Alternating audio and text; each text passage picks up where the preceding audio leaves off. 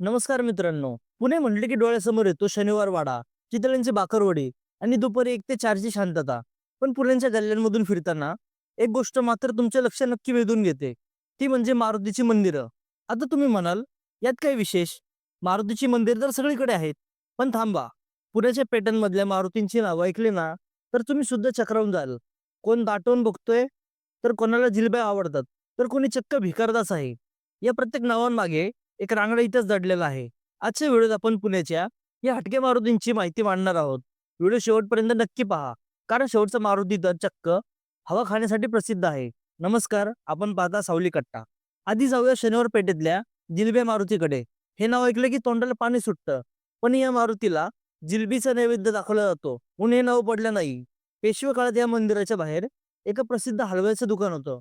तो हलवा एवढ्या भारी जिलब्या बनवायचा की लोक त्याचं दुकान आणि हे मंदिर एकाच नावाने ओळखू लागली.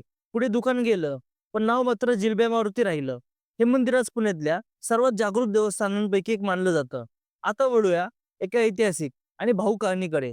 गणेश पेठेतील डुल्या मारुती. गणेश पेठेत डुल्या मारुती आहे. या नावाचा संबंध थेट पानिपताच्या तिसऱ्या युद्धाशी येतो. 1761 मध्ये जेव्हा पानिपतच्या युद्धात मराठ्यांचा भीषण पराभव झाला, ही बातमी पुण्याला आली. असं म्हणतात की मराठा साम्राज्याचं झालेलं नुकसान पाहून इथली मारुतीची मूर्ती दुःखाने डोलू लागली. डोलणे या नावावरून पडलं डोल्या मारुती. हे मंदिर पेशवेकालीन असून इथली मूर्ती खूप भव्य आहे. पुण्यातील सर्वात श्रीमंत मारुती कोणता? तर त्याचं नाव आहे भिकारदास मारुती. आता तुम्ही म्हणाल, नावात भिकारदास आणि मारुती श्रीमंत कसं काय? तर मित्रांनो, भिकारदास हे एका सावकाराचं नाव होतं. त्यांनी या मंदिराचा जीर्णोद्धार केला आणि मोठी देणगी दिली. त्यांच्या नावावरून या मारुतीला ओळखलं जाऊ लागलं. आज हे मंदिर एवढं हटके आहे की इथे गणपती उत्सवासारखी मोठी गर्दी असते. शनिवार पेठेतच अजून एक मारुती आहे, दड्डाणे मारुती.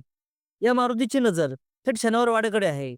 जणू काही तो शनिवार वाड्यावर नजर ठेवून आहे किंवा कोणाला तरी धमकावून बघतोय, म्हणून याला दड्डाणे मारुती म्हणतात. तसं एका मारुतीचं नाव आहे पत्र्या मारुती.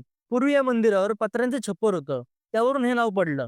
पुण्याच्या पेठांमध्ये अशी साधी पण ऐतिहासिक नावं लोकप्रिय झाली. जाता जाता दोन खास मारुतींबद्दल सांगतो. शुक्रवार पेठेत 11 मारुती मंदिर आहे, जिथे समर्थ रामदास स्वामींनी स्थापना केलेल्या 11 मारुतींचे छोट्या प्रतिकृती आहेत. आणि सदाशिव पेठेतला हवा खाऊ मारुती हे मंदिर उंच जागेवर आणि मोकळ्या हवेत असल्याने याला हे नाव पडलं. पुण्याच्या या पेठा म्हणजे केवळ रस्ते नाही, तर तो एक जिवंत इतिहास आहे. तुमच्या भागातल्या मारुतींची नावं काय आणि त्यामागची गोष्ट काय हे आम्हाला कमेंटमध्ये नक्की सांगा. व्हिडिओ आवडला असेल तर शेअर करा आणि अशाच हटके माहितीसाठी आपल्या सावली कट्टा चॅनलला सबस्क्राईब करायला विसरू नका. भेटूया पुढच्या व्हिडिओमध्ये. राम राम.